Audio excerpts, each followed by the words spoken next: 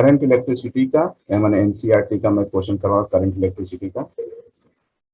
Question 3.1, the storage battery of car has an EMF 12 volt. तो आपका EMF दे रखा है 12 volt. If the internal resistance of the battery is 0.4 ohm, internal resistance को small are से represent करेंगे, 0.4 ohm. What is the maximum current that can be drawn from the battery. तो आपको मैक्सिमम करंट निकालना है, बैटरी से कितना drawn हो रहा है। तो देखो अप्लाई कर देते हैं according to Ohm's law, E equal to I R, मतलब V equal to I R जो भी हो। तो करंट इक्वल टू क्या आ जाएगा, E upon R. This is E तो हो गया आपका 12 और R हो गया आपका 0.4, तो दिस इज 3, ये हो गया आपका 30 एम्पियर। ये हो गया answer, first question complete. Question number 3.2, a battery of EMF 10 volt and internal resistance 3 ohm is connected to a resistor if the current of the circuit is 0.5 ampere। Current दे रखा है 0.5 ampere. What is the resistance of the register. तो अपने को क्या निकालना है, resistance निकालना है। And what is the terminal voltage of the battery when the circuit is closed. तो अपने को टर्मिनल वोल्टेज भी निकालना है, कब, सर्किट जब आपका क्लोज हो। देखो current equal to E upon R plus R. अब इसमें क्या है कि इंटरनल रेजिस्टेंस भी और सर्किट का भी रेजिस्टेंस दिया हुआ है, तो आप R प्लस आर लगाए। अदरवाइज जो नॉर्मल जो प्रीवियस क्वेश्चंस मैंने आपको किए, this is I equal to E by R से काम चल जाएगा आपको। और दोनों रेजिस्टेंस दे रखा होगा तो आपको एक फॉर्मूला आपको अप्लाई करना पड़ेगा। तो R plus R equal to E upon I. तो स्मॉल r तो 3 है, कैपिटल R आपको फाइंड आउट करना है। E है 10 और करंट है 0.5। तो 0.5 मतलब ये क्या हो जाएगा आपका, कैंसल आउट करेंगे तो दिस इज 20। तो R इक्वल टू हो जाएगा 20 माइनस 3, दिस इज 17 ओम। तो एक तो आंसर हो गया है आपका। इसका सेकंड पार्ट कह रहा है terminal voltage of the resistors का टर्मिनल वोल्टेज निकालना है। तो देखो, सर हाँ सर मुझे ये एक बार वापस से बता दो, स्मॉल आर और कैपिटल आर। देखो स्मॉल आर क्या होता है, इंटरनल रेजिस्टेंस होता है, और कैपिटल आर जो होता है ना एक्सटर्नल, पूरा सर्किट का रेजिस्टेंस होता है। तो अगर इंटरनल और एक्सटर्नल अगर दोनों दिया हुआ हो तो आपको एक फॉर्मूला अप्लाई करना पड़ेगा। मतलब जैसे अपन ओम्स लॉ जो लिखते हैं ना, V equal to I R, इस आर की प्लेस पे आपको लिखना पड़ेगा आर प्लस आर यूज करना पड़ेगा, बस, बाकी कुछ नहीं है। जब दोनों रेजिस्टेंस की बात होगी, इंटरनल भी और पूरे रेजिस्टेंस की। हाँ, पूरे दोनों की बात होगी तो ए यूज करेंगे, लेकिन अगर सिर्फ सर्किट के रेजिस्टेंस की बात होगी तो V equal to I R से काम आई। चल जाएगा। या इंटरनल रेजिस्टेंस की बात होगी तो V equal to I R, मैंने स्मॉल आर, इंटरनल को स्मॉल आर से रिप्रेजेंट करते हैं और एक्सटर्नल को कैपिटल आर से करते हैं, बस यही फर्क है। ठीक है सर। अब अपने को चाहिए terminal voltage. Again be apply the Ohm's law, V equal to I R. तो आपका करंट क्या दे रखा है, 0.5, और आर आपने निकाल चुके हैं 17 ओम। दोनों को मल्टीप्लाई कर दे तो ये आएगा 8.5 volt. This is the terminal voltage. Question 3.3, 3 resistor 1 ohm, 3 resistance दे रखा है, 1 ohm, 2 ohm, 3 ohm are connected in series. तीनों को सीरीज में कनेक्ट किया गया कुछ इस तरीके से। दिस इज तीनों को सीरीज में कनेक्ट किया। तो what is the total resistance of the combination? ये तो सिंपल क्वेश्चन है, टोटल रेजिस्टेंस तो आप इजिली निकाल सकते हो, 1 + 2 + 3, दिस इज द 6 ओम। एक तो आंसर हो गया। If the combination is connected to a battery of 12 volt, अब इसी कॉम्बिनेशन को क्या किया मैंने, 12 वोल्ट बैटरी से कनेक्ट कर दिया गया, दिस इज 12 वोल्ट बैटरी से कनेक्ट कर दिया गया। एंड नेग्लिजिबल इंटरनल रेजिस्टेंस, देखो कह दिया क्वेश्चंस में नेग्लिजिबल इंटरनल रेजिस्टेंस, मतलब स्मॉल आर अपने को लेना नहीं है। Obtain the potential drop across the each resistors, जैसे ये है आपका R1, R2, R3, तो प्रत्येक रेजिस्टेंस का पोटेंशियल ड्रॉप निकालना है, मतलब R1 तो V1 निकालना है, R2 तो V2 निकालना है, R3 तो V3 निकालना है। तो V1, V2, V3 निकालना है और टोटल वोल्ट आपका ये दिया हुआ है, मतलब V1 फाइंड आउट करना है, V2 फाइंड आउट करना है, V3 फाइंड आउट करना है। तो एक काम करो, तो टोटल रेजिस्टेंस और वोल्टेज दे रखा है, तो इसके हेल्प से आप एक काम कर सकते हैं, करंट निकालना है। Then we apply the Ohm's law, V = IR, तो I = V/R। तो आपके पास V कितना है 12 और रेजिस्टेंस है आपका 6, तो ये कैंसल आउट करेंगे, 6 2 जा, ये हो जाएगा आपका 2 एम्पियर, तो ये आपका करंट आ गया 2 एम्पियर। अब सभी का पोटेंशियल ड्रॉप निकल जाएगा, रेजिस्टेंस R1 करेंगे तो V1 = IR1, V2 = IR2, V3 = IR3, क्योंकि सीरीज है ना, तो सीरीज में क्या होता है, सेम करंट फ्लो होता है, इसलिए करंट तो सेम होगा। तो करंट है 2, R1 है आपका 1, तो दिस इज 2 वोल्ट। करंट है आपका 2, रेजिस्टेंस है 2, तो दिस इज 4 वोल्ट। करंट है आपका 2, रेजिस्टेंस है आपका 3 ओम, दिस इज 6 वोल्ट। ये आपके आंसर आ गए, प्रत्येक रेजिस्टेंस का वोल्टेज आ गया। सिंपल क्वेश्चन है, इस तरह के क्वेश्चन आ सकते हैं। Question 3.4,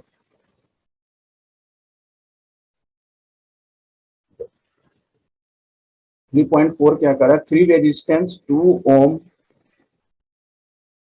4 ohm, 5 ohm are connected in parallel, connect किया गया। तो डायग्राम अगर मैं बनाऊं तो कुछ इस तरीके से ये आपका पैरेलल हो गया, this is 2 ohm, 4 ohm and 5 ohm. What is the total resistance of the combination? Simple है, 1/R = 1/2 + 1/4 + 1/5। अब इसको सॉल्व कर लेते हैं, तो 2, 4, 5 का एलसीएम कितना हो जाएगा आपका 20, ये हो जाएगा आपका 10 + 5 + 4, ये हो गया आपका 19/20। तो रेजिस्टेंस हो जाएगा आपका 20/19 ओम। तो एक तो आंसर आ गया। सेकंड पार्ट करा, if the combination is connected to the battery, अब इस कॉम्बिनेशन को क्या किया, बैटरी से कनेक्ट किया गया, this is 20 volt and negligible internal resistance, कोई प्रॉब्लम नहीं है, रेजिस्टेंस नेग्लिजिबल है, क्योंकि बैटरी के भी रेजिस्टेंस होते हैं, that is called internal resistance. जब मैंने पढ़ाया था तो उस समय बताया था, इंटरनल रेजिस्टेंस जो होता है ना, वो बैटरी में होता है। Determine the current through each resistance, determine the current through each resistance. अब इसमें, अब जैसे इससे करंट फ्लो हुआ I, तो पैरेलल का मालूम है कि I करंट 3 पार्ट में डिवाइड होगा, मैं भी यहाँ कर देता हूँ 3 पार्ट में, I1, I2 और I3 करंट्स हो गया। And total current drawn from the battery, ठीक है, टोटल करंट निकालना है, मतलब आपको I निकालना है, I1 निकालना है, I2 निकालना है, I3 निकालना है, ये सब वैल्यूज आपको फाइंड आउट करना है। तो 1 by 1 देखते हैं। तो टोटल रेजिस्टेंस लगा दिया, तो again we apply the Ohm's law, V = IR, तो I = हो गया आपका V/R। तो टोटल वोल्टेज तो मालूम है आपको 20 और रेजिस्टेंस है आपका 20/19, तो 20 से 20 गया, 19 ऊपर चला गया तो 19 एम्पियर। तो चलो एक आंसर तो आपका आ गया टोटल करंट। अब एक करंट जो है 3 पार्ट में आपको डिवाइड हो रहा है। तो अगेन जैसे इसके पहले वाले क्वेश्चंस लगाए थे वैसे ही आपको करना है। V equal to I1 R1, ठीक है। तो I1 R1, तो यहां से क्या हो जाएगा, I1 इक्वल टू हो जाएगा V अपॉन R1, क्योंकि पैरेलल है ना, पैरेलल में क्या होता है, डिफरेंट करंट्स होते हैं but PD should be same, potential difference same होता है। तो V है आपका 20 और R1 है आपका 2, तो ये हो गया आपका 10, तो ये हो गया आपका 10 एम्पियर। सेकंड भी अप्लाई उसी तरह से कर दें, I2 equal to V upon R2, तो V है आपका 20 और R2 है आपका 4, दिस इज 5, तो ये आ गया आपका 5 एम्पियर। एंड I3 हो गया आपका V अपॉन R3, तो V है आपका 20 और R3 5 है, दिस इज 4, तो ये आपका हो गया 4 ampere. This is the final answer. अब क्रॉस चेक भी कर सकते हैं, टोटल करंट जो है ना 19 एम्पियर है, जो कि तीनों करंट के सम के बराबर होगा, जो कि अपना आ भी रहा है, मतलब सही है। Question 3.5, at room temperature the resistance of the heating element is 100 ohm, मतलब टेम्परेचर दे रखा है, room temperature is 27 degree Celsius और रेजिस्टेंस दे रखा है आपका 100 ohm. What is the temperature of the element if the resistance is, what is the, क्या कर रहा है, what is the temperature of the element का अपने को टेम्परेचर फाइंड आउट करना है, मतलब इसको मान लेते हैं एलिमेंट का टेम्परेचर T1 मान लेते हैं। If the resistance is found to be, resistance दे रखा है 117 ओम वाले रेजिस्टेंस का टेम्परेचर फाइंड आउट करना है। Given that the temperature coefficient of material of the resistance is, temperature coefficient दे रखा है, this is alpha 1.70 into 10 to the power -4 per degree Celsius के अल्फा दे रखा है, ठीक है। तो फाइंड आउट करते हैं, अल्फा का फॉर्मूला लगा दें आप, मैंने इसमें पढ़ाया था आपको हीटिंग इफेक्ट ऑफ करंट वाले फॉर्मूलाज आपको यूज करना पड़ेगा। तो alpha equal to this is R1 minus R R T1 minus T, या ये फॉर्मूला उससे रिलेटेड है, आपने जब 11th में पढ़ा होगा thermal properties of matter, linear expansion, superficial expansion और वॉल्यूमेट्रिक एक्सपांशन, तो वहाँ अल्फा बीटा गामा और लीनियर एक्सपांशन, तो उससे ही रिलेटेड है कुछ फॉर्मूला। तो क्या फाइंड आउट करना है अपने को T1, तो इसको क्रॉस चेंज कर लेते हैं, T1 माइनस T, इसके बाद वैल्यू रख देंगे इसमें R1 minus R upon R alpha. तो T1 तो फाइंड आउट करना है, T है आपका 27, एक ख्याल रखना यहाँ जो अल्फा दिया हुआ है ना पर डिग्री सेल्सियस, और टेम्परेचर भी आपका पर डिग्री सेल्सियस, तो यूनिट चेंज करने की कोई जरूरत नहीं है। अगर किसी भी जगह अगर केल्विन दिया हुआ रहता तो फिर यूनिट आपको चेंज करना पड़ता। तो R1 है 117, R है 100, R हो गया आपका 100, अल्फा है 1.70 इंटू 10 टू द पावर -4, तो T1 माइनस 27, तो इसको सॉल्व करेंगे तो ये तो सिंपल सॉल्यूशंस है।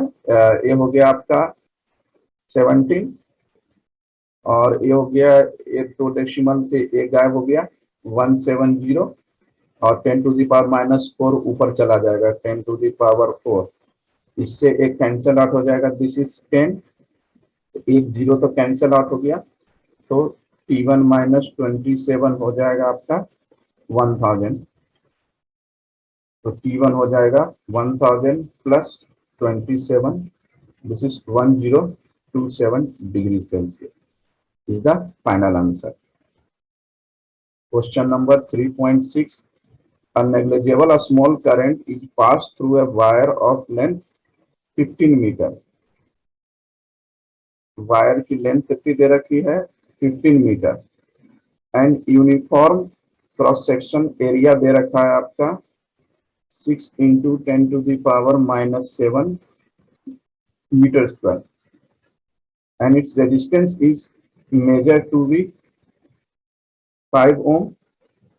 What is the resistivity of the material at the temperature of experiment? मतलब resistivity निकालना है, तो रो निकालना है आपको. सिंपल क्वेश्चन है. R इक्वल टू रेजिस्टेंस का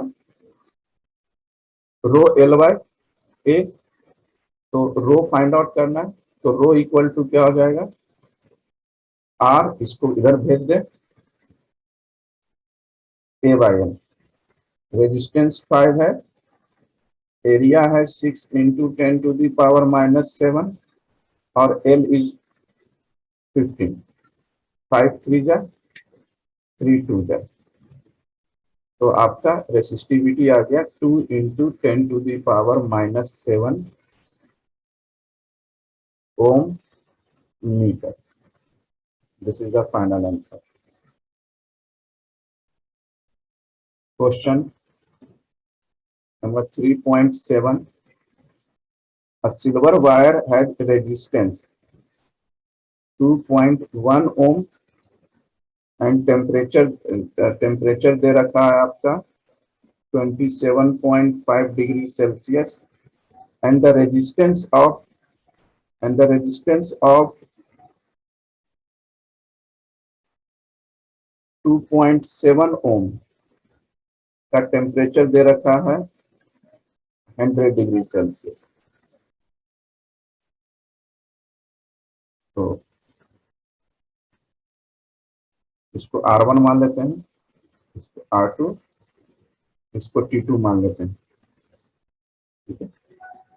determine the temperature coefficient of resistivity of the silver, मतलब अल्फा आपको फाइंड आउट करना. वही जो अभी प्रीवियस क्वेश्चंस करवाए ना, वही फॉर्मूला लगा दे. Alpha equal to R2 minus R1, R1 T2 minus T1. तो R2 क्या है आपका 2.7, R1 है आपका 2.1, R1 इज 2.1, T2 इज 100 और T1 है आपका 27.5. ठीक है. इसको सॉल्व कर लेंगे तो आंसर आ जाएगा आपका 0.0039 पर degree Celsius. Is the final answer.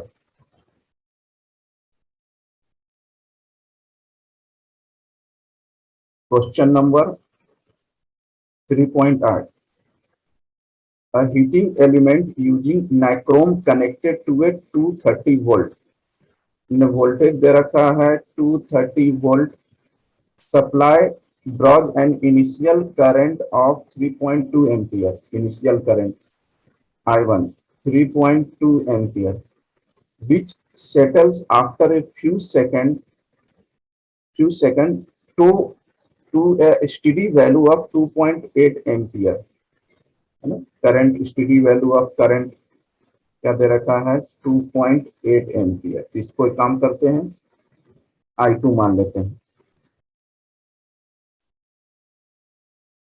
What is the steady temperature of the heating element if the room temperature is this?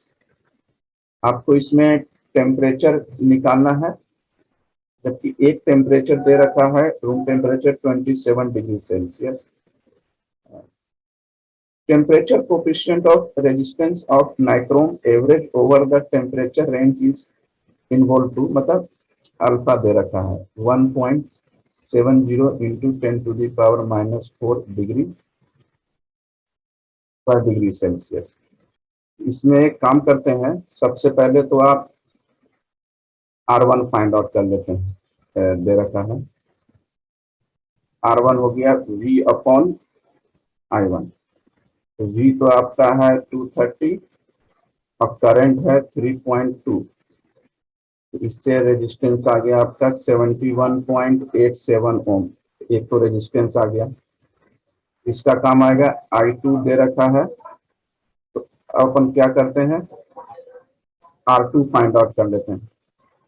V upon I2 voltage दे रखा है आपका 230 और I2 दे रखा है 2.8। अब इसको सॉल्व करेंगे तो ये आ जाएगा 82.14 ओम हो गया है। ये आपका सेकंड रेजिस्टेंस फाइंड हो गया। और अल्फा कैसे निकल जाएगा, R1 R2 फाइंड आउट हो गया, तो R2 minus R1 T2 minus T1। तो अपने को क्या चाहिए, टेम्परेचर चाहिए ना। तो एक काम करते हैं, T2 minus T1 equal to R2 minus R1 और R1 अल्फा। तो T2 तो अपने को फाइंड आउट करना है, इसको अपन T2 दे देते हैं और दिस इज T1। T1 दे रखा है आपका 27, वैल्यू रख दे। R2 है आपका 82.14, R1 है 71.87 और R1 है आपका 71.87 और अल्फा दे रखा है 1.70 into 10 to the power minus 4। तो इससे आपका आ जाएगा T2 माइनस 27 और इसको सॉल्व करेंगे तो ये आ जाएगा 840.5। This is T2 equal to 840.5 plus 27। यहाँ से T2 आ जाएगा, एक सेकेंड इसको ऐड कर दें तो T2 आ जाएगा 867.5 degree Celsius is the final.